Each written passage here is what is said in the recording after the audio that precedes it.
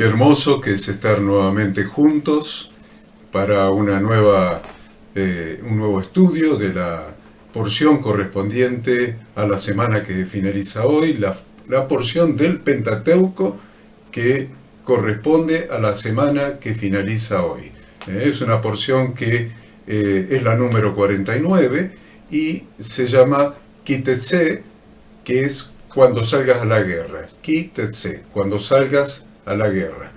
Bueno, lo saluda Ada y hace la introducción. Muy buenos días, un privilegio, como decimos siempre, poder estar juntos estudiando la palabra del Señor. Siempre agradecidos al pastor Enzo Domínguez por toda su ayuda, por toda su colaboración. Siempre decimos que sin él esto no sería posible. Y también a cada uno de los pastores que sábado tras sábado comparten este mismo estudio. Como decía Horacio, es la porción número 49, Kitetse, cuando salgas a la guerra.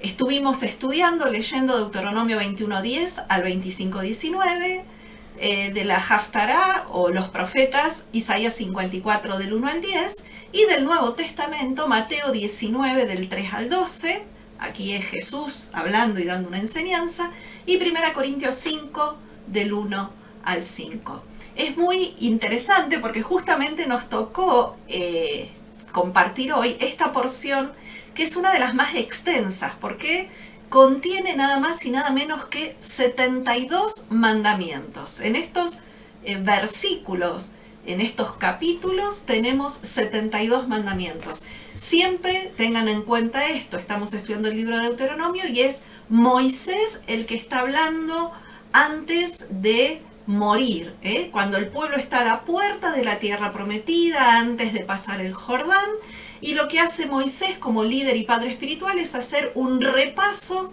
de todas las enseñanzas y de las instrucciones que Dios les dio a través del desierto. Cada mandamiento refleja el carácter de Dios y como sus hijos debemos vivir y comportarnos. Detrás de cada mandamiento siempre tenemos que buscar qué es lo que Dios quiere decir. Inclusive algunas veces muchos dicen, bueno, estos mandamientos son incomprensibles o son para otra época. No debemos olvidarnos de que cada mandamiento nos refleja en el carácter de Dios y cómo Dios espera que sus hijos se comporten. Los temas principales que se tratan en esta porción se relacionan con la integridad de las personas, la pureza y la santidad, el perdón y la restauración. En este caso habla específicamente de perdonar a los edomitas y a los egipcios. Habla de la responsabilidad que como hijos de Dios debemos tener, de la compasión, de la generosidad, de la justicia en nuestras acciones, de que seamos honestos con el prójimo, el cuidado de los más vulnerables, con el objetivo de que siempre, con nuestras acciones y pensamientos, honremos a Dios y honremos a nuestro prójimo.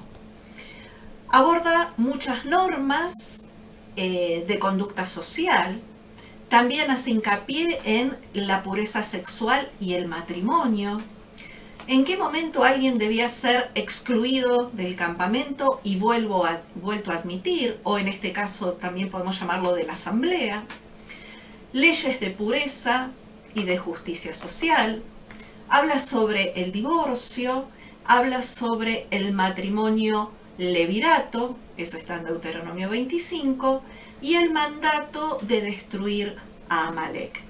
En síntesis, somos llamados a vivir con un alto estándar de conducta, valorar siempre el bienestar y la dignidad de los demás. Algunos de estos mandamientos, yo decía que en nuestra conducta actual, en nuestra cultura actual, nos resultan difíciles de comprender. Por eso es que debemos siempre mirar y descubrir la voluntad de Dios detrás de cada uno de estos mandamientos y buscar siempre el significado espiritual y la aplicación a nuestras vidas en el día de hoy. Debemos entender también que cada uno de estos mandamientos tiene por objetivo diferenciar al pueblo de Dios de todos los demás pueblos de la época los cuales actuaban con opresión y con injusticia al prójimo. Esto es lo que debía caracterizar al pueblo de Israel, ser diferente, actuar con compasión, con amor, con respeto al prójimo. Y miren qué interesante, si volvemos un poquito para atrás, en Deuteronomio capítulo 4, versículos 5 al 7, dice así: Mirad, yo os he enseñado estatutos y decretos, como Yahweh mi Dios me mandó. Está hablando Moisés. Para que hagáis así en medio de la tierra a la cual entráis para poseerla o para tomar posesión de ella. Guarden pues estos mandamientos y pónganlos por obra, porque esta es vuestra sabiduría y vuestra inteligencia ante los ojos de los pueblos, los cuales oirán todos estos estatutos y dirán: ciertamente pueblo sabio y entendido, nación grande es esta, porque ¿qué nación grande hay que tenga dioses tan cercanos a ellos como lo está Yahweh nuestro Dios en todo cuanto le pedimos? En cada mandamiento hay sabiduría de Dios, que trasciende el tiempo y el espacio para provocar en nosotros una verdadera transformación espiritual. Entonces vemos que comienza el primer versículo, el versículo 10 del capítulo 21 de Deuteronomio, hablando con la palabra kitetse. De acá viene el nombre de la parashá: cuando salgas a la guerra contra tus enemigos. Y esto, Ada decía recién que debemos buscar el significado espiritual de cada uno de los mandamientos. Acá decía Ada que hay 72 mandamientos. La mayoría se nos hacen inaplicables para esta época, inaplicables en la faz práctica. No vamos a andar apedreando gente ni nada que se le parezca, pero sí tiene una aplicación práctica. Lo importante es encontrar en cada una de las porciones del Pentateuco, vamos a buscar siempre dos cosas: encontrar a Jesucristo en la Torá y encontrar las instrucciones de Dios para nuestras vidas. Y esas instrucciones surgen de los mandamientos, y los mandamientos le debemos buscar el significado espiritual aplicable a nuestros días. Entonces, en este caso, cuando salgas a la guerra contra tus enemigos, simboliza la lucha diaria de los creyentes contra las inclinaciones del mal, o sea, las concupiscencias y las pruebas o tentaciones a las que el mundo nos somete. Salir a la guerra implica estar preparados para enfrentar los desafíos espirituales con la ayuda de Dios. Eso es salir a la guerra. Hay una lucha diaria que debemos afrontar con la ayuda del Espíritu Santo de Dios. Toda batalla debe estar alineada con los principios divinos, con lo que nos enseña la palabra de Dios. La guerra interior contra las inclinaciones del pecado nunca termina mientras que estemos en este cuerpo de carne. Somos responsables de nosotros mismos y debemos hacer en este mes que estamos transitando los 40 días de arrepentimiento, los 40 días de Teshuvá, los 40 días de preparación para llegar al día de expiación, el día 10 del mes séptimo. Bueno, estamos transitando esos 40 días separados en 30 hasta el día de trompetas, más los 10 últimos desde trompeta a expiación, y estamos haciendo un examen interior, una introspección para mirarnos hacia adentro, analizarnos profundamente y determinar en qué tenemos que trabajar para santificarnos, para purificarnos, en qué debemos cambiar, en qué debemos mejorar. No hay atajos en este proceso de Teshuvá. Somos nosotros los únicos responsables de realizar nuestro propio examen y somos responsables de nuestro crecimiento espiritual, confrontando nuestra vida con las instrucciones de Dios. Y ese es el examen. El examen es, tengo un parámetro, tengo una guía, tengo la palabra de Dios, y el proceso de Teshuvá implica confrontar nuestra vida con las instrucciones de Dios, con la palabra de Dios, y ir ajustando nuestra vida a cada una de sus instrucciones. No hay nada más poderoso que estudiar las instrucciones de Dios para la vida. Estas son las palabras de nuestro Hacedor, de nuestro Creador, de nuestro Formador. El estudio de la palabra de Dios nos debe cambiar y nos debe acercar más, cada vez más a Dios. Si nuestra intención no es cumplir lo que estudiamos, entonces realmente no sirve de nada, porque no mejoramos, no crecemos, no nos edificamos. Entonces debemos abrir las Sagradas Escrituras no para andar justificando por qué no, porque esto era para otra época, para otro pueblo, para otro significado. No, debemos leer las Sagradas Escrituras, buscar el significado espiritual para nosotros, para este tiempo, y ajustar nuestra vida a la palabra de Dios. Durante este mes de preparación estamos realizando una guerra. Por eso esta para allá viene muy oportuna. Quítense, cuando salgas a la guerra. Estamos en plena guerra, en plena batalla. El enemigo está en la puerta. Y entonces para nosotros esta es hora de asumir la responsabilidad por cada aspecto de nuestra vida.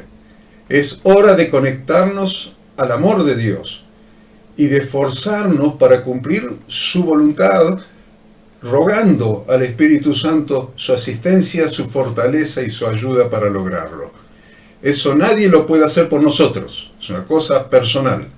Dios nos promete que si tomamos la decisión de seguir adelante y luchar contra este enemigo en nuestro interior, Él lo entregará en nuestras manos. Lo dice la para allá que estamos estudiando. Es decir, si realmente estamos decididos a liberarnos de nuestras cualidades negativas, de nuestros defectos, de nuestros malos hábitos, Dios hará el resto. Y lograremos controlar nuestras pasiones en vez de que ellas nos controlen a nosotros. Algo muy interesante, vos estás hablando, ¿no?, de esto, de que las pasiones no nos dominen, y realmente este salir a la batalla, de lo que está hablando es que básicamente debemos evitar salir a esa batalla de una manera impulsiva, descontrolada, sino controlada siempre bajo la dirección de Dios, dando siempre al enemigo la oportunidad de hacer la paz o de llegar a un acuerdo antes. Esto básicamente es aplicable a cuando tenemos conflictos con otras personas. Si recuerdan la parashá anterior... No se refiere a Satanás como nuestro enemigo, No. Porque parece, darle siempre la oportunidad a nuestro enemigo. No estamos hablando de Hasatán. Estamos hablando de cuando haya algún tema pendiente con algún hermano, con algún familiar, con alguna persona, donde realmente la Escritura nos da las herramientas para salir a esa batalla, pero en son de paz. Exacto. De eso se trata, salir a esa batalla, estamos hablando con seres humanos, salir a esa batalla en son de paz. Exacto. Y esto lo hablaba la semana pasada en la porción Shoftim o Jueces, hablaba de esto, ¿no? Justamente en Deuteronomio 20:10, que cada vez que el pueblo saliera a la batalla, siempre antes le diera al enemigo la oportunidad de hacer la paz. Siempre como hijos de Dios. Por eso Jesús dijo, bienaventurados los pacificadores, ¿no? Nuestro objetivo siempre debe ser ese, buscar la paz. Y ahora, en el contexto de que está hablando de esta mujer que el soldado podía llevar cautiva, ¿sí?, es interesante si buscamos el trasfondo histórico y el trasfondo, como decimos, espiritual. Se ordena en este mandamiento un trato justo para las mujeres de una manera diferente a las naciones paganas. La mujer no debía ser tratada como un objeto.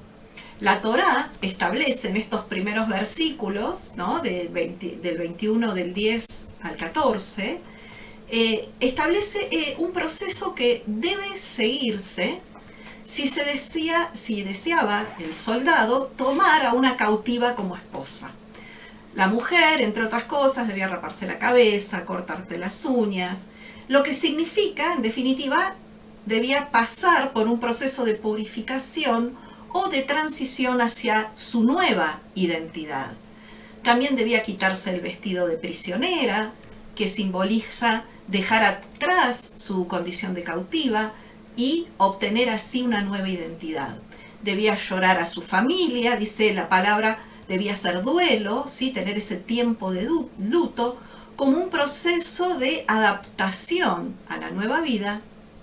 Y también nos habla de un cuidado emocional y de la dignidad de parte de Dios para esta prisionera. Entonces, qué interesante, porque no solo este mandamiento, sino que vamos a ver varios mandamientos en esta porción, donde fundamentalmente vemos el carácter de Dios con respecto a la mujer, el cuidado de Dios con respecto a la mujer. Y esto era algo revolucionario para esa época, porque esta mujer pasaba de una nación pagana a ser cautiva y luego se le da la posibilidad de ser parte de Israel, pasando por este proceso de purificación.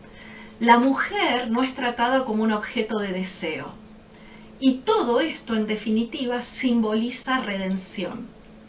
Todo esto es también figura de Israel, que estuvo cautivo en Egipto y fue tomado por Dios para ser su pueblo. Hemos sido cada uno de nosotros redimidos y rescatados para ser injertados en el pueblo de Dios. Es interesante lo que dice el versículo, ¿no? El versículo 11. Y vieres entre los cautivos a alguna mujer hermosa y la codiciares. Ahí está la palabra clave. Y la codiciares y la tomares para ti por mujer. Y entonces da las instrucciones del proceso necesario. Y esto es un proceso doble. Es un proceso que tiende a regular el sentimiento del hombre, del soldado, tiende a regular ese sentimiento, esa codicia por la belleza de esa mujer, y también tiende a regular el proceso en la mujer. Entonces, miren qué bueno que siempre la Torá está entendiendo la naturaleza humana y nos está dando leyes para ayudarnos a controlar esa naturaleza humana, la mayoría de las veces con instintos animales. La Torá reconoce que si dijese directamente está prohibido, a ver al soldado, vio a la mujer, le encantó, le gustó, la deseó, y si la Torá dijera está prohibido tomarla, el desafío sería demasiado difícil de superar para la mayoría, inclusive para nosotros. En lugar de eso, le da al soldado una forma de controlarse a sí mismo. ¿Qué es lo que hace la Torá? Le dice, ella no está totalmente prohibida.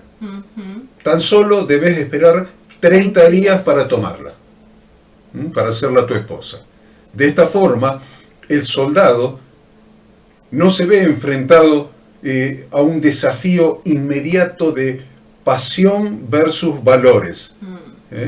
Él puede tener ambas cosas. Puede sentir esa atracción, pero también puede hacer ese matrimonio basado en valores. Todo lo que tiene que hacer es simplemente esperar 30 días. El objetivo de esta instrucción no es que suprimamos nuestros deseos, los instintos que Dios puso en nuestra carne, en nuestro cuerpo, sino que los controlemos. Exacto. Que no seamos, un poco lo que enseñábamos cuando hablamos de sanidad interior, ¿no? Que no sea nuestro cuerpo, nuestra carne, nuestros instintos o nuestra concupiscencia la que nos domine. En lo que estábamos enseñando el lunes de esta semana, que empezamos el curso de sanidad interior, y decíamos acá, hay dos alternativas. Ujú. Que el espíritu controle el alma y el alma controle al cuerpo, o que el cuerpo controle al alma y el alma se desconecte del Espíritu de Dios. Entonces, acá vemos que por esta ley se permitía a un soldado casarse con una cautiva, que se lo permitía, pero bajo ciertas condiciones. Este hombre debía seguir el proceso que se describe aquí en las Escrituras, en la Torá. Y luego se podía casar. Sin embargo, miremos la otra parte, porque estamos hablando del hombre, del soldado.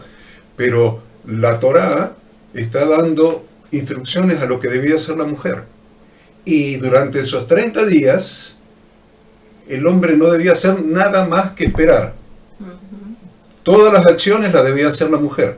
Es muy interesante y muy importante esta instrucción de la Torá, ¿no? Y esta enseñanza está muy claro porque se desaconseja la clase de relación que está basada en el enamoramiento simplemente por la belleza. Si un hombre se casa con una mujer que encuentra en la guerra, la atracción se basa en aspectos superficiales. ¿Por qué? Porque no la conoce como persona, no sabe qué piensa, no sabe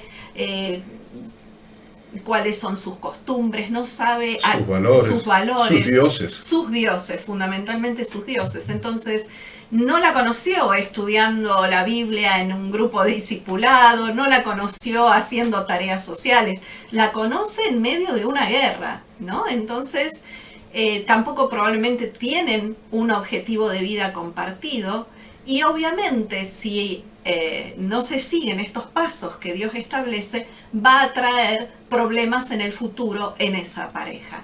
La mujer cautiva, dijimos que permanecía en el hogar del captor por estos 30 días, durante el cual el luto que lleve por sus parientes y su aspecto desalineado le va a hacer disminuir su atractivo a los ojos de él. Vieron que dice se debía rapar, cortar las uñas, cambiarse la ropa.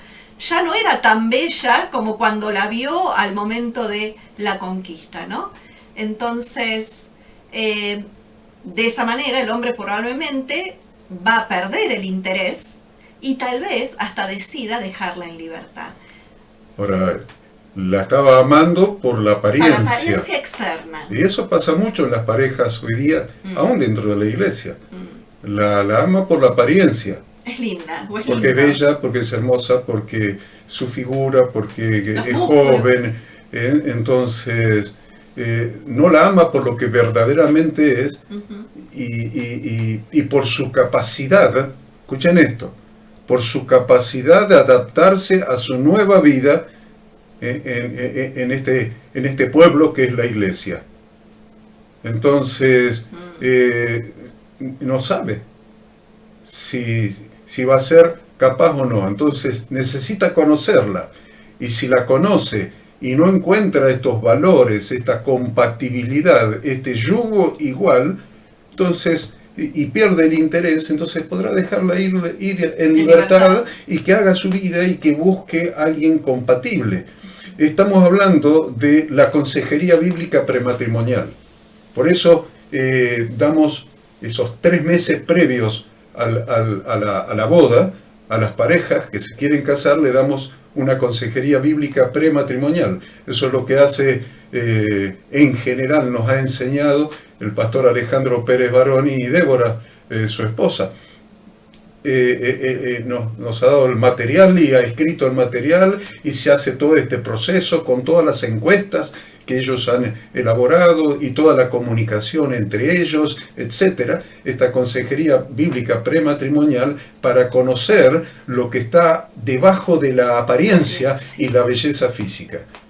Repito, para conocer lo que está debajo, lo que subyace a la apariencia y a esa belleza física que les produjo esa atracción, que es legítima. Dios no le dice al soldado que no sienta esa atracción. Simplemente le da un proceso a cumplir para que las cosas se hagan bien. Y de eso se trata, y esa es la obligación nuestra como pastores de la iglesia, no vamos a andar juzgando las elecciones de las personas, pero vamos a llevarlos a hacer el proceso para que ese matrimonio se constituya bien sobre bases firmes, sólidas, que perduren y después no tengamos problemas de tener que hacer consejería no prematrimonial, sino matrimonial. Para solucionar los problemas. Bien. Yo creo que avanzaría un poquito más. Es muy interesante esto de que decía recién las condiciones para la mujer. Para la mujer. Si ustedes miran, todas las acciones las hizo la mujer. Sí. Se rapó, se cortó las uñas, se cambió el vestido, lloró su luto, su duelo. Entonces, pero debemos entender que quien decide si su nueva vida le satisface al esposo es el esposo. El que decide es el esposo, si le satisface o no.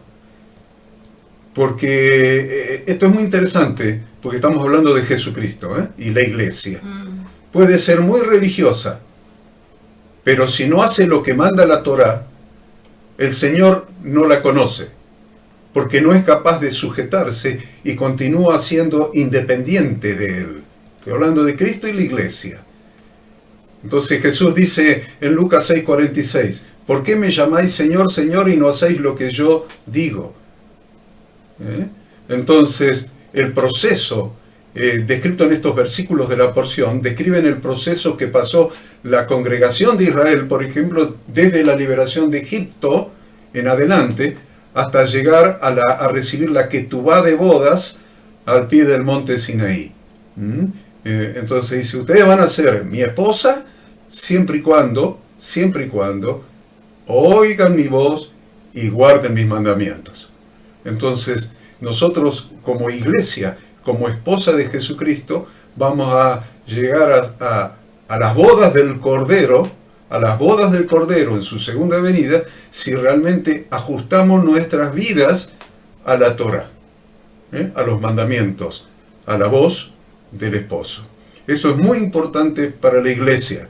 Es muy importante en la vida de los jóvenes que se quieren casar, pero fundamentalmente es importante espiritualmente para la iglesia. La iglesia es quien tiene que purificarse, la iglesia es quien tiene que santificarse, la iglesia es quien tiene que dejar los ídolos del mundo, la iglesia es quien tiene que vestirse de vestido lino fino y resplandeciente, que son las acciones justas de los santos. Acciones justas significa acciones de acuerdo a las instrucciones de Dios, a los mandamientos de Dios. Bien, sigamos entonces. Bien, me gustaría también hablar un poquitito de lo que dice ahí Deuteronomio 21, del 18 al 21. Dice, si alguno tuviere hijo contumaz y rebelde, que no obedeciere a la voz de su padre ni a la voz de su madre, y habiéndole los padres castigado no los obedece, entonces lo tomarán el padre y la madre, lo sacarán a los ancianos de la ciudad, a la puerta del lugar donde viva, dirán a los ancianos de la ciudad, nuestro hijo es contumaz y rebelde, no obedece nuestra voz, es glotón y borracho.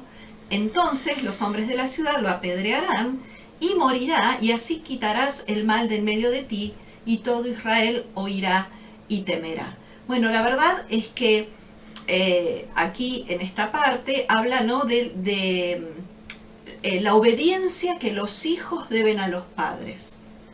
Y habla de un castigo por su obstinación rebelde. La palabra aquí contumaz, en el original, se debe traducir como rebelde y provocador. Obviamente, este mandamiento no está validando la pena de muerte, no es que Dios quiera que se mate a nadie y que inclusive hoy en día se mate a alguien. Pero hay que prestar atención porque no se está refiriendo a un niño pequeño. Acá se está refiriendo a un hijo joven y adulto, en una edad en la cual debería ser independiente. En ese momento, en el contexto cultural, en el pueblo de Israel, se esperaba que los jóvenes adquirieran responsabilidad tanto en el hogar como en la comunidad. Si un hijo rechazaba esto, ser responsable, involucrarse, obedecer, se entregaba a la rebeldía, se consideraba esto un rechazo a Dios y a su Torá. Los padres, dice acá claramente, que ya lo habían amonestado, lo habían instruido, y aún así este joven permanece en desobediencia. Entonces, los pasos a seguir eran que debían presentarlo ante los ancianos de la ciudad, quienes eran en definitiva los representantes de Dios. La sentencia que estos jueces podían emitir era lapidación. Y también la lapidación fue un ejemplo observable de un principio espiritual para mostrar al pueblo las consecuencias eternas del pecado. Es decir, la lapidación llevaba a la muerte. Esto está relacionado en nuestra vida con la muerte eterna, con esta separación de Dios. ¿Por qué? Por la desobediencia. En este hijo no hubo arrepentimiento. Obviamente nadie en la actualidad puede además aplicar esta sentencia porque ninguno es perfecto, ¿no? Jesús dijo en Juan 8:7, el que de vosotros esté sin pecado, sea el primero en arrojar la piedra contra la mujer adúltera. Solo Dios es el que puede dictar esta sentencia en este momento.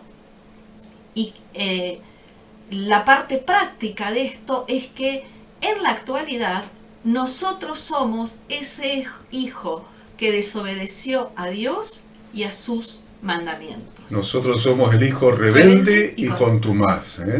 Entonces, la aparente dureza de este castigo es solo teórica, aún en esa época. Aún en esa época. Ustedes no piensen que en el pueblo de Israel estaban matando muchachos todo el tiempo. Rebeldes. No, es probable que no hayan matado a nadie. La dureza de este castigo era solo teórica. El objetivo de Dios es darnos enseñanzas importantes, estableciendo las terribles consecuencias de la posible desobediencia. Es una medida de advertencia más que de aplicación, es de advertencia para prevenir un mal en el futuro. Entonces, ¿qué se hace? Miren, se mencionan los pecados fundamentales que son la antesala de cosas peores en el futuro.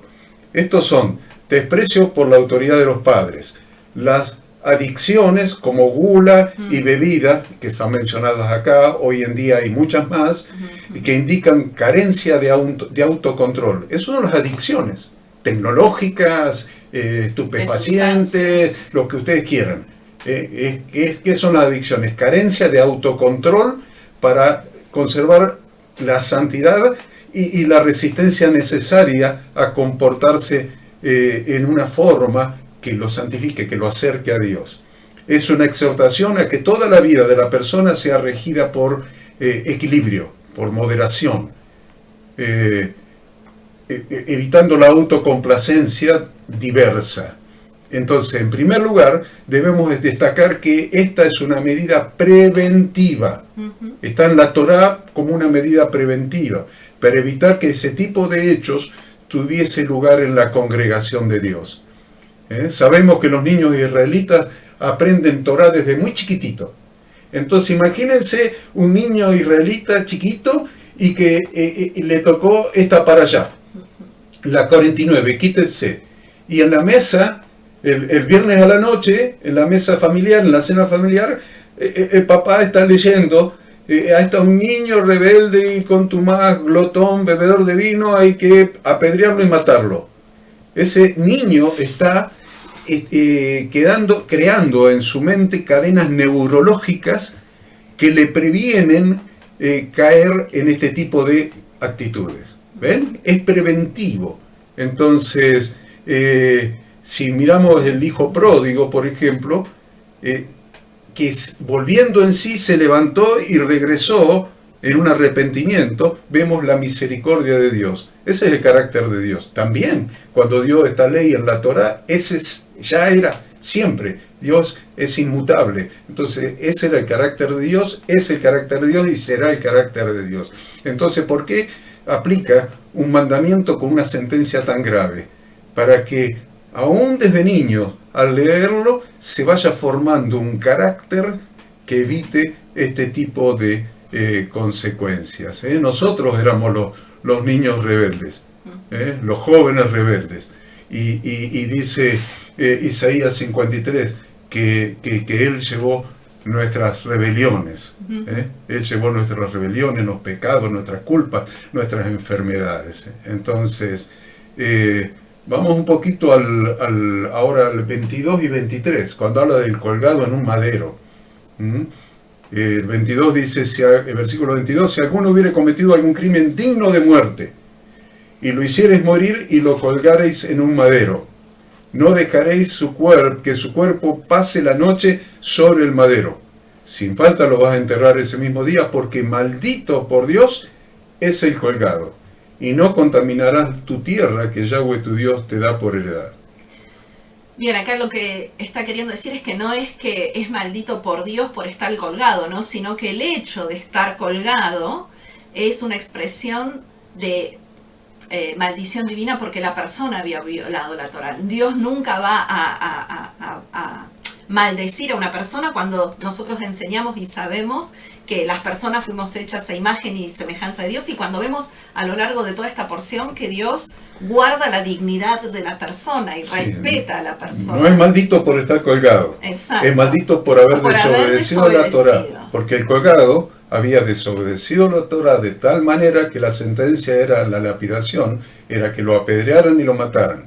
Entonces la maldición está en desobedecer la Torá. Lo lapidaban, lo mataban y lo colgaban en un árbol, en un madero, como sea. Y por eso dice, maldito es el que colgado en un madero. ¿Por qué? Por el pecado que había cometido. Y eso es lo que hizo Yahshua por nosotros. Él fue colgado en un madero. ¿Saben por qué? Porque cargó nuestros pecados. Él se hizo pasible de la sentencia de muerte sobre él, por haber cargado todos nuestros pecados. Y entonces fue hecho maldito para Dios al ser colgado en el madero. Pero no por sus pecados, sino porque cargó nuestros pecados.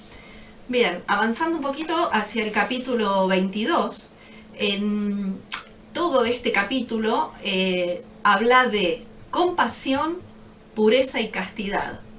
Compasión, pureza y castidad. Y se dan normas, claramente, en primer lugar, para preservar en el pueblo de Dios las normas de buena vecindad y de caridad con el prójimo. En segundo lugar, habla de evitar toda mezcla que vaya contra la sinceridad y la pureza, libre de todo doblez, que Dios exige de cada uno de sus hijos. Y en tercer lugar, para garantizar el honor que la castidad, tanto dentro como fuera del matrimonio, requiere para sí. Los primeros versículos del 1 al 4 dice, si vieres extraviado el buey de tu hermano, el cordero, no le negarás tu ayuda, lo volverás a tu hermano. Si no fuere tu vecino o no lo conocieres, ustedes han estado leyendo, ¿no? Bien claramente este versículo. Y nos habla de un mandamiento de Dios de aliviar al animal de su carga. El animal que está echado, pobrecito, presionado por la carga, pues nosotros lo debemos socorrer. Ser indiferentes al sufrimiento de una Torá, de un animal, es transgredir la Torá. O sea que Dios no solamente cuida a los seres humanos, sino que también, ¿no?, protege a los animales. Pero fundamentalmente lo que está protegiendo a Dios es la propiedad ajena. Hoy no tenemos burro para andar llevando cosas, ni mula, ni bueyes, ni nada por el estilo. Pero sí, la gente tiene autos, la gente tiene máquinas para trabajar, la gente tiene negocios, la gente tiene diferentes cosas. Entonces acá estos versículos se refieren a una preocupación por la propiedad ajena, sea cual fuere. Entonces, hoy en día hay tantos problemas que afectan a las personas, tantos se sienten solos, doloridos, enfermos, perdieron sus trabajos, les cuesta llegar a fin de mes. Entonces, ¿tenemos preocupación por la propiedad ajena? ¿Tenemos preocupación por el plato de comida que tienen en su mesa ellos y sus hijos?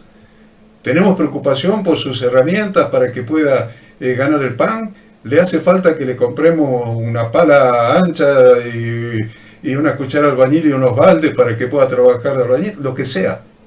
Lo que sea. No debemos darle la espalda a las personas. Sí, básicamente nos ataca a un mal de hoy que es el egocentrismo. Hoy el ser humano está tan centrado en sí mismo, en lo que le pasa a sí mismo.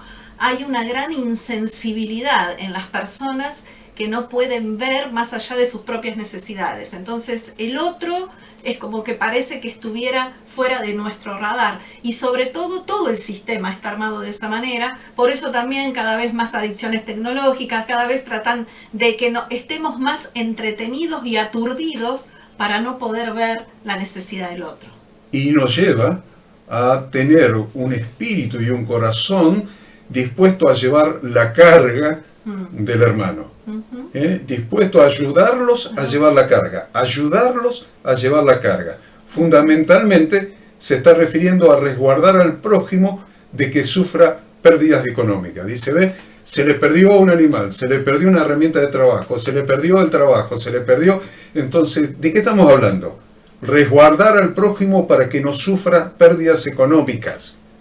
Porque ese es el sustento de su familia, ese es su pan. Entonces, es interesante. Estos versículos son profundos. Sí, porque yo hablaba del animal hoy, ¿no? Y sí, Dios nos dice que tenemos que tener tanto cuidado por el ganado o un animal de nuestro prójimo para ir a buscarlo y ayudarlo. Cuánto mayor cuidado debemos tener de la persona del prójimo, de nuestro prójimo que se haya alejado de Dios, que se haya perdido en el camino, que esté lejos de Dios. Si debemos cuidar a los animales, propiedad de nuestro prójimo, más que eso es cuidar a nuestro prójimo, ¿no? Y por eso habla la palabra, nos habla de volver al buen camino a los extraviados, lo dice Santiago. Si alguno de entre vosotros se extravió de la verdad y alguno le hace volver, qué interesante, sepa que el que haga volver al pecador del error de su camino, salvará de muerte un alma y cubrirá multitud de pecados. Entonces, buscar al descarriado, y también la palabra nos insta siempre a restaurar a los débiles. Y Gálatas capítulo 6 habla también de estos descarriados. Qué interesante, qué profundo que es esto, hermano. Si alguno fuere sorprendido en alguna falta, vosotros que sois espirituales, restauradle con espíritu de mansedumbre, considerándote a ti mismo, no sea que tú también seas tentado y te descarríes vos también, ¿no? Sobrellevad los unos las cargas de los otros y cumplid así la ley de Cristo. Entonces, no te podés desentender de lo que está perdiendo tu hermano. Acá está hablando que perdió un buey, perdió un animal, perdió un burro o una mula, qué sé yo lo que perdió, y no te puedes hacer el desentendido. Hay que sobrellevar la carga de los hermanos. No hagamos como Caín. Mató a Abel. Viene Dios y le dice, Caín, ¿dónde está tu hermano? ¿Dónde está tu hermano? Y dice, ¿qué sé yo? No sé. ¿Soy yo acaso guarda de mi hermano?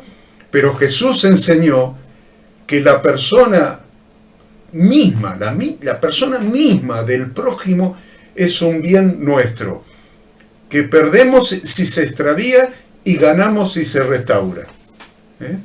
Si tu hermano peca contra ti, ve y repréndele, estando tú y él solos. Si te oyere, has ganado a tu hermano. No hagamos como Caín. ¿Qué sé yo lo que le pasa al hermano? ¿Soy yo acaso guarda de mi hermano? Sí. La respuesta es sí. ¿Sos guarda de tu hermano? Sí. Sos guarda de tu hermano. Y dice la Escritura que si uno de los miembros del cuerpo de Cristo sufre y padece, todos nos debemos doler con él. Bien, sigamos adelante entonces. ¿Dónde andaremos? Versículo... Del capítulo 22, 23. 22. 22, bien. Versículos del 9 al 11. Mezcla de semillas. Mezcla, dice, no sembrarás tu viña con semillas diversas. No sea que se pierda todo, tanto la semilla que sembraste como el fruto de la viña. No ararás con buey y con asno juntamente. No vestirás ropa de lana y de lino juntamente. ¿Eh? Y esto complementa a Levítico 19:19. Mis estatutos guardarás y no harás ayuntar tu ganado con animales de otra especie, tu campo no sembrarás con mezcla de semillas y no te pondrás vestidos con mezcla de hilos. Ada nos explica un poco esto. Sí, estos mandamientos tienen en común, por un lado, nos habla de no hacer mezclas de semillas, de no mezclar el buey con el asno y no mezclar lana y lino. Los animales de yugo desigual, como el buey y el asno, se refieren a que son animales de fuerza diferentes. No tienen la misma fuerza un buey que un asno, por lo tanto también tienen diferentes ritmos de trabajo. Hacerlos trabajar juntos podría lesionar a uno de los dos animales o hacer que el más fuerte no pudiera trabajar en la totalidad de su capacidad, lo que daría por resultado una labranza ineficiente. Cada uno trabajaría a su ritmo, con su fuerza, inclusive podría dañar al otro. Además, el buey es un animal puro, el asno es un animal impuro. También el mandamiento habla de ropa con tela mezclada, de mezclar lana y lino. El lino está relacionado con la ropa de los sacerdotes, está relacionado con lo santo, representa pureza y santidad. Mientras que la lana era para la ropa común, para la ropa de todos los días. También dice no mezclar semillas en un viñedo, es decir, semilla de uva y otras semillas. Recuerden ustedes que la vida en la Escritura siempre simboliza gozo, simboliza alegría. El vino se usa para las fiestas bíblicas, se usa para el nuevo pacto, ¿no? En la conmemoración del sacrificio de Cristo. Si se planta junto a la vid otras semillas, afectaría la producción de la vid. Y también la vid es representación de Israel. La vid siempre representa a Israel y las otras semillas representan las influencias externas como las influencias de otras naciones, las culturas, las modas, la idolatría. Entonces, Dios estaba estableciendo a Israel como un pueblo distinto, lo decimos desde el principio, distinto a las demás naciones que la rodeaban. Es fundamental no mezclar lo santo con lo profano, lo puro con lo impuro. Es interesante porque podemos aplicar estos versículos claramente al yugo desigual. De lo que hablábamos también hace un rato, ¿no? Cuando hablábamos de conocer el hombre a la mujer y la con mujer la que se al va a hombre, casar. con la que se va a casar. Entonces, no mezclar el yugo desigual. Entonces, a ver, dice claramente la Escritura, por allí por Corintios, 2 Corintios, no os unáis en yugo desigual con los incrédulos, porque qué compañerismo tiene la justicia con la injusticia y qué comunión la luz con las tinieblas. Y en el 6:17, a ver, por lo cual salid del medio de ellos. Interesante, a ver, dice, porque vosotros sois el templo del Dios viviente. Como Dios dijo, habitaré y andaré entre ellos y seré su Dios y ellos serán mi pueblo. Por lo cual salid del medio de ellos y apartaos, dice el Señor, y no toquéis lo inmundo, y yo os recibiré. Entonces, interesante que prohíbe mezclar lo santo con lo profano. Mezclar lo santo con lo profano. Está prohibiendo el yugo desigual. Y acá está explicándolo de una manera extrema. En los que pertenecen y los que no pertenecen a Dios. Los que pertenecen y no pertenecen al pueblo de Dios. Pero nosotros ya hemos estudiado muchas veces en las Escrituras, que fundado en las Escrituras, y hemos dado tantas charlas a parejas, que muchas veces, aún siendo los dos creyentes, puede haber yugo desigual. Yugo desigual, ¿qué quiere decir? Yugo, el buey que tira para atrás y el buey que tira para adelante. El burro tira para atrás, el buey tira para adelante o viceversa. Lo hemos leído. Entonces, por ahí un buey tira para adelante y el otro tira para atrás. Ojo, chicos, cuando formen matrimonio, porque eso también es yugo desigual.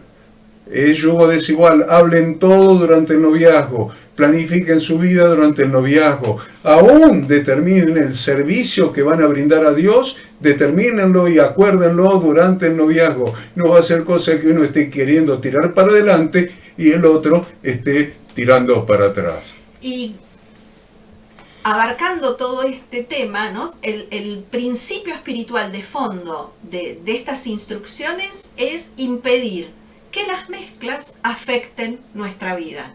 Como dijimos, no mezclar lo santo con lo profano, no mezclar mandamientos de Dios con mandamientos de hombre, no mezclar creyentes con incrédulos y no mezclar santidad con pecado.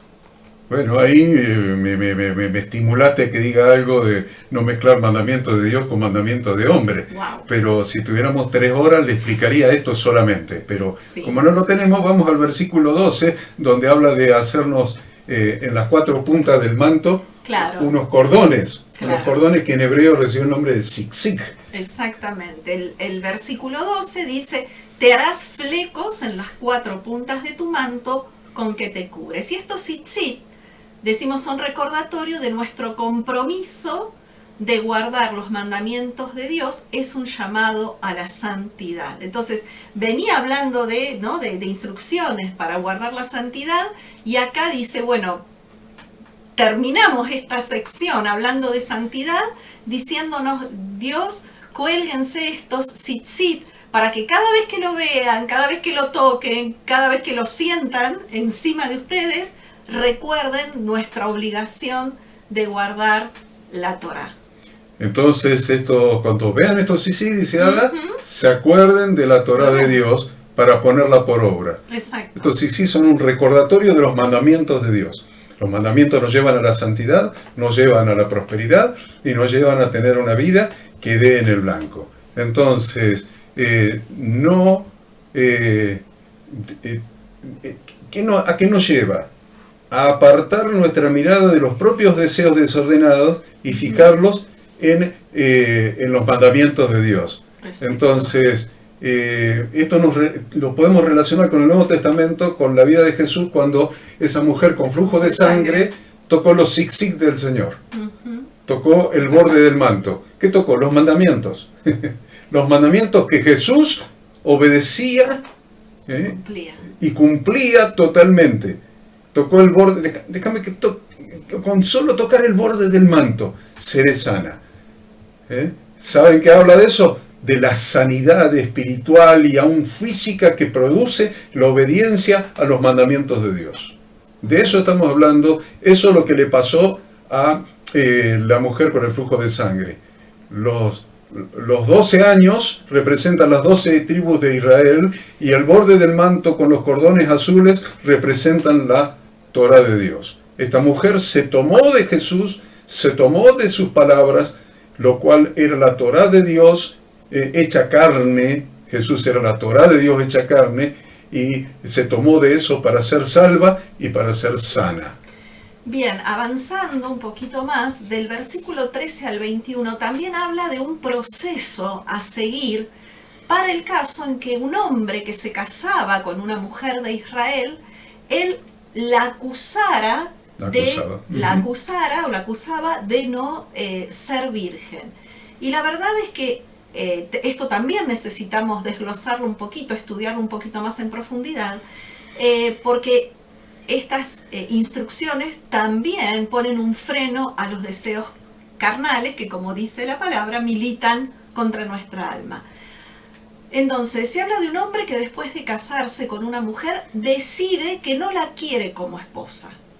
Y con mala intención, este hombre la acusa de no haber sido virgen al momento del casamiento. Fíjense que también es un mandamiento, una instrucción que tiende a proteger a la mujer. El hombre se casa, por algo no le gusta, y entonces ¿qué hace? Dice, bueno, la acuso de que no era virgen, así me puedo desligar de ella. Sí, en definitiva lo acuso de fornicación. La acuso de fornicación. Está acusando de fornicación. Exacto. Este es el punto, y eso es lo que impacta, ¿no? La acusa de fornicación. Esto era una forma maliciosa de parte del hombre de liberarse sin consecuencias para él acusándola, como bien dice Horacio, de fornicación. Esto protegía a la mujer para que no sea víctima de injusticia. Y se establece ahí en estos versículos un proceso legal, que no lo estamos leyendo por cuestión de tiempo, pero ¿para qué? Para que se pudiera probar la falsa acusación contra la mujer, que incluía en este proceso al padre de la joven, que era el que iba a presentar la prueba de su virginidad. Obviamente la virginidad es algo de mucho valor en las mujeres. Hoy en día, obviamente, se ha perdido. Se ha perdido este valor, ¿no? El valor, exactamente. Ya no se le da importancia en absoluto. La consecuencia de esta mentira en el hombre es que era castigado, era azotado públicamente y además debía pagar una multa de 100 piezas de plata que le daba al padre de la joven, porque de esa manera restituía, ¿no?, su buen nombre y honor. Y veamos cuáles son los principios espirituales detrás de este mandamiento. Miren qué interesante. En primer lugar, no se debe juzgar sin conocer la verdad. Fundamental, ¿no? Porque siempre juzgamos por apariencia, juzgamos por arribita, juzgamos según nos parece a nosotros. Bueno, primero, no se debe juzgar sin conocer realmente la verdad. La verdad se conoce a través de las pruebas, de presentar pruebas. En segundo lugar, dijimos proteger la reputación y la dignidad de las demás personas. En tercer lugar, es observar justicia en procesos legales, lo que era algo muy novedoso para esa época, y habla de hacer un proceso legal justo, porque en esa época, decíamos, las naciones estaban lejos de guardar la ley, no conocían la Torá y no mantenían o no llevaban adelante un proceso legal justo. Bueno, en Israel siempre se habla, a lo largo de toda la Torá, cuando se habla de presentar a 2 testigos, como vimos al principio, con pasos concretos para seguir estos procesos legales, para demostrar inocencia o culpabilidad. En cuarto lugar, se debe proteger a la mujer de situaciones de injusticia. En quinto lugar, destaca y resalta la importancia de la virginidad, habla de santidad y habla de la pureza como un regalo que la mujer debe guardar para su esposo, algo preciado dentro del pueblo de Dios. Y por último, también como principio espiritual, habla de asumir la responsabilidad como esposos, no buscando excusas para evadirse. Porque el hombre, como decíamos, no le gustó por algo, no la quería, se arrepintió, entonces buscaba este artilugio para acusarla injustamente, no queriendo asumir su responsabilidad de esposo. Interesante, ¿no? Porque en el caso de este pasaje se refiere a un marido que, no sé, le desagrada, le toma antipatía, Sí, a su flamante esposa.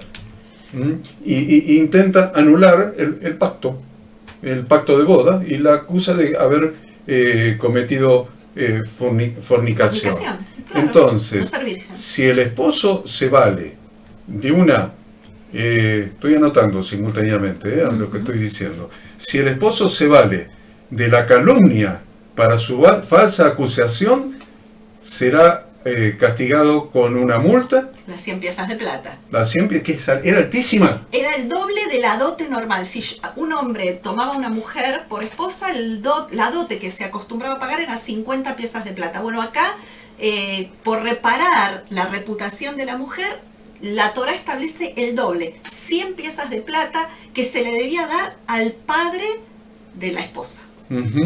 Y como es en el versículo 22, a ver, digo algo más de eso, para sacar otra enseñanza espiritual. Cuanto más próxima es la relación que una persona tiene con nosotros, más grave es el pecado de calumniarla y manchar su reputación. Sí. Más grave. Entonces, por eso estamos hablando del doble de indemnización. Lo ¿Por que qué? se llama indemnización por daños y perjuicios. Porque mientras más próxima sea la relación, más grave es la falta de la calumnia, hablar mal de una persona. Calumnias e injurias. En el versículo 22, que es el que sigue, es si un hombre es soltero o casado, ya sea con una mujer casada, ambos debían morir. El versículo 28 y 29 habla de la relación sexual sin casarse. Relación sexual sin casarse. Sí. Si querés vamos al versículo 23 directamente, al capítulo 23, perdón. Al capítulo 23. Porque el capítulo 23 en el versículo 1 tiene algo muy interesante, que es que no entrará en la congregación de Yahweh el que tenga magullado los testículos o amputado su miembro viril. Y entonces eso nos explica en Hechos capítulo 8, cuando el eunuco etíope, el funcionario de la reina Candace de Etiopía, le dice a Felipe que impide, hay cierta agua. Hay cierta agua. Y él sabía que era creer y ser bautizado. Sí. Creer y ser bautizado para ser añadido a la congregación de Yahweh. Creer primero, ser bautizado después para ser añadido a la congregación de Yahweh. Entonces el eunuco le dice, ahí hay cierta agua, ¿qué impide que yo sea bautizado? Y estaba esperando que Felipe le diga, no, vos no podés entrar a la congregación de Yahweh, no te puedo bautizar, no podés entrar a la congregación porque sos eunuco, no tenés testículos, en cumplimiento de este mandamiento de la Torá. Y entonces Felipe le da una respuesta que es sorprendente y que está alineado con la gracia de Dios. ¿Qué le dice? Si crees de todo corazón, bien puedes. Y respondiendo el eunuco dijo, creo que Jesucristo es el Hijo de Dios. Y entonces le bautizó y pudo pertenecer a la congregación de Yahweh. Bien. Sigamos, entonces tenemos unos minutos más, creo. Sí, luego habla de que no entrará amonita ni moabita en la congregación de Yahweh hasta la 10ª generación. Esos son los versículos 3 y 4 del capítulo 23. Sin embargo, Ruth, la moabita, se casó con Booz. La gracia de Dios, otra vez vemos la gracia de Dios, permitió que Ruth, la moabita, se haya casado con Booz y ser la integrante de su pueblo, de la cual descendió el rey David y luego descendió Jesucristo, de una moabita. Israel tenía prohibido conquistar las tierras ancestrales de estos dos descendientes de Lot, amonitas de Lot. y moabitas. Sin embargo, acá una moabita se convierte en ascendiente, en antepasado de nuestro Redentor Jesucristo. Inclusive el nombre de Ruth figura en la genealogía de Jesús en uno de los evangelios. No hay muchas mujeres, siempre se va dando el nombre de hombres, pero el nombre de Ruth figura en la genealogía de Jesús. Y no el de Booz, que era judío. Y no el de Booz. O judío o israelita. ¿No? El versículo 7 habla de no aborrecer al edomita, ya que es tu hermano. No aborrecer al edomita, ya que es tu hermano. Pero Edom, que fue Esaú, odiaba a Jacob. Y lo quería matar. Entonces, ¿qué pasa acá? Edom, que era Esaú, odiaba a Jacob, a Israel, y lo quiso matar, por lo cual tuvo que huir a lo de su suegro, a lo de Labán. Entonces, ¿qué enseñanza podemos sacar de acá? Hubo un momento, dijimos, en que Edom o Esaú odió y quiso matar a Jacob. Ahora, la enseñanza es, Esaú puede odiar a Jacob, pero eso no implica que Jacob deba odiar a Esaú. ¿Cuál es la enseñanza espiritual? No se debe responder al odio con odio. Siempre debemos estar dispuestos a reconciliarnos con nuestros enemigos. Si hacemos a los demás lo que ellos nos hacen, nos vamos a encontrar atrapados en un ciclo de represalias mutuas, represalias que en definitiva van a destruir no solo la relación, sino van a destruir nuestra santidad, nuestro ser interior. Muy importante que tengamos en cuenta esto. Ahí está. El versículo 20 y 21, la prohibición de cobrar intereses. Capítulo 23, 20 y 21. No,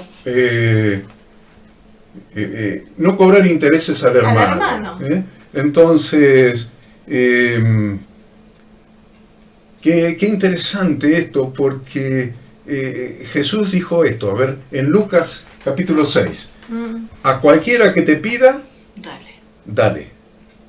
Y al que tome lo que es tuyo, no le pidas que te lo devuelva. Y como queréis que hagan los hombres con vosotros, así también haced vosotros con ellos. Es interesante eso. Yo siempre, ya desde jovencito, me pegó muy fuerte este principio.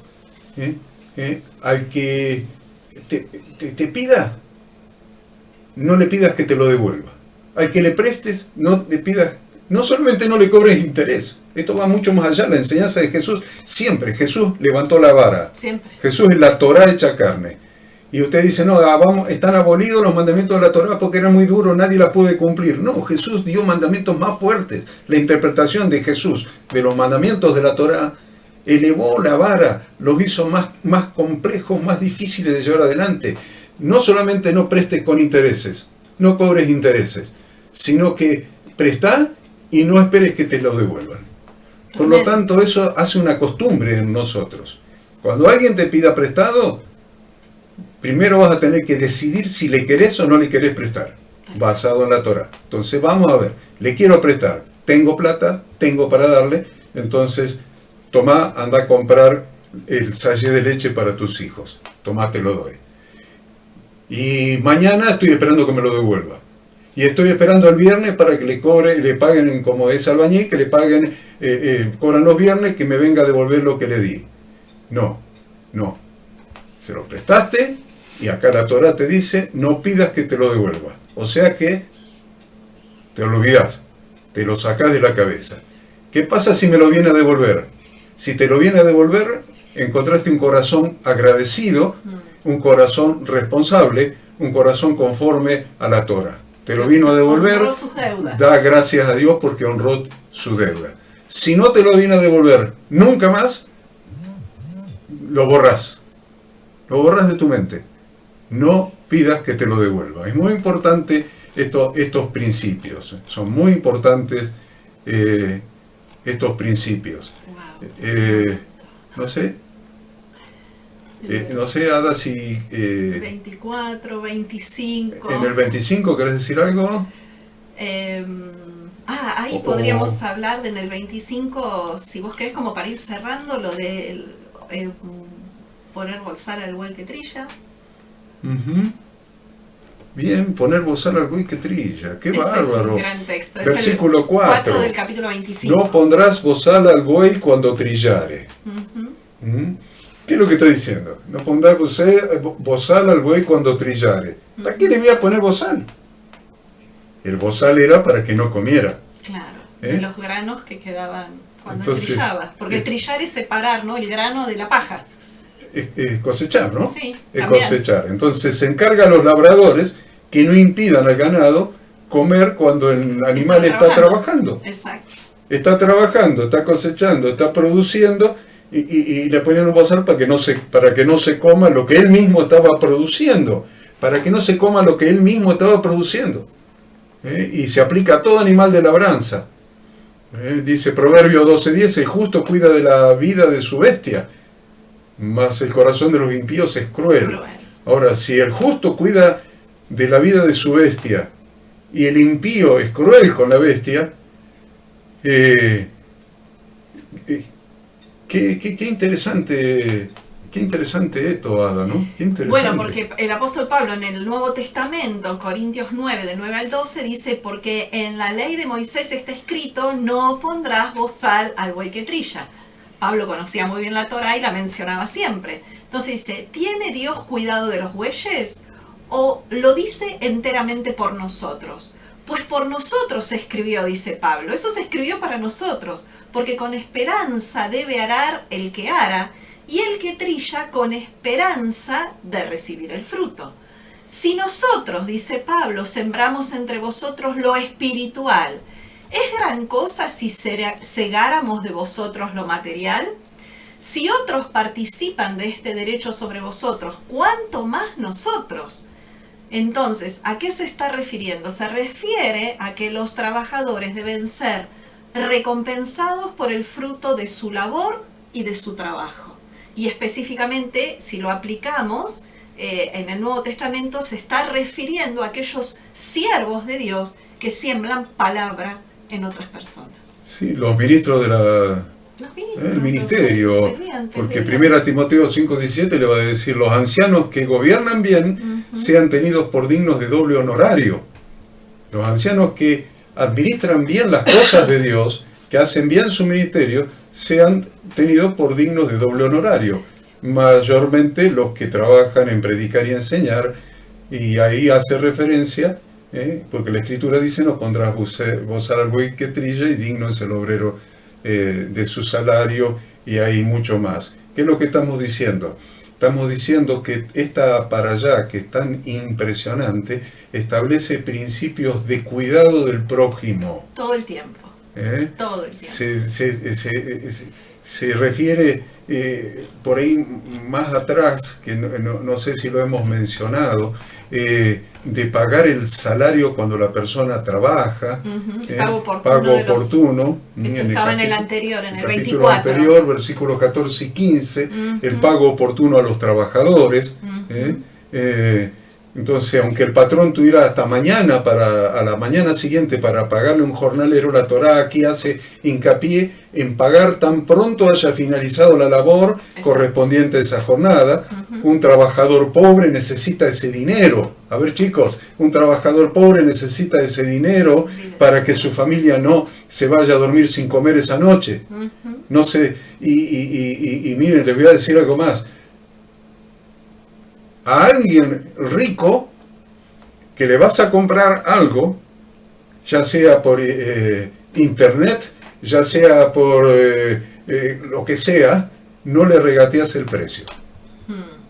Agarrás, pasás la tarjeta, lo que sea, y compras. A los ricos no le regateas el precio. Viene un trabajador pobre, le encargas un trabajo y le pedís descuento. Es increíble la corrupción que hay en el corazón de la raza humana, producto de lo que Satanás ha sembrado como egocentrismo y materialismo en las personas. Y entonces yo quiero terminar esta para allá diciendo: no se debe regatear el precio del trabajo de una persona, de un asalariado, de un trabajador pobre. No se debe regatear el trabajo de un trabajador pobre. Entonces, es muy importante esto. Debemos ser cuidadosos con el prójimo. Esta para allá establece principios de cuidado al valor del prójimo, porque el prójimo está hecho a la imagen y semejanza de Dios. A la imagen y semejanza de Dios. Y una de las principales características del incrédulo, del que está fuera de Dios, es no respetar al prójimo, no valorar al prójimo. Lo dijo Abraham cuando fue el tema con su esposa, con Sara, y dijo: yo tenía miedo, porque no hay temor de Dios en este pueblo. Entonces tenía miedo que la tomaran y me mataran. ¿Por qué? Porque no hay temor de Dios en esta gente. Entonces, la falta de temor de Dios hace que no haya valor por el prójimo. No se valora al prójimo cuando no hay temor de Dios. Si en tu corazón hay temor de Dios, valora al prójimo. Valora al prójimo, empezando por el pobre, por el desvalido, por el que tiene necesidad.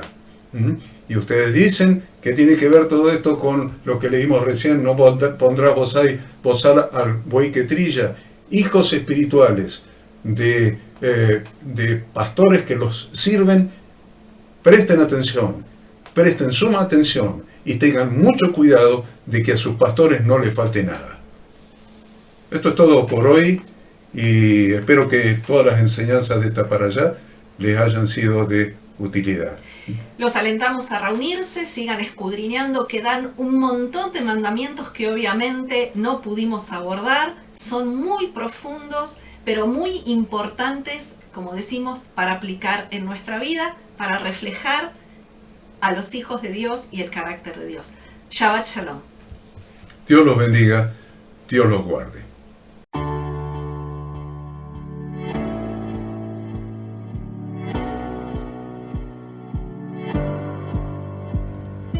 Queremos que tú también conozcas esta herramienta que durante los últimos 18 años ha sido útil para las iglesias de todo el mundo de habla hispana, capacitando cientos de siervos de Dios. Las formas de aprender están cambiando y Ministerio Bíblico Internacional, a través de su facultad bíblica, brinda programas de formación ministerial bíblica, teológica y práctica para la multiplicación y edificación de la iglesia 100% online. Respondiendo a las necesidades de hoy, para aquellos que no cuentan con la posibilidad de asistir a clases presenciales, donde quiera que estés, en todo lugar, recibirás el material de estudio y verás las clases en vivo y on demand, accediendo a través de tu celular, PC, tablet o Smart TV. Recibe tu capacitación en las siguientes carreras: diplomado en teología para maestros de grupos de evangelismo y discipulado, licenciatura en teología pastoral, diplomado en teología y práctica ministerial para pastores, líderes y servidores. Súmate a los pastores que han organizado un grupo de estudio tutorial a distancia en la congregación con estudiantes locales y de las otras iglesias de la zona. Esta es tu oportunidad como seguidor de Cristo para comenzar tus estudios y completar tus exámenes desde la comodidad de tu hogar y en los horarios que tengas disponibles. Súmate al liderazgo de este tiempo y adquiere las habilidades, herramientas y valores necesarios para impactar el mundo con la palabra de Dios y transformar la vida de aquellos que creen al Evangelio. Para más información, ingresá a facultadbiblica.com.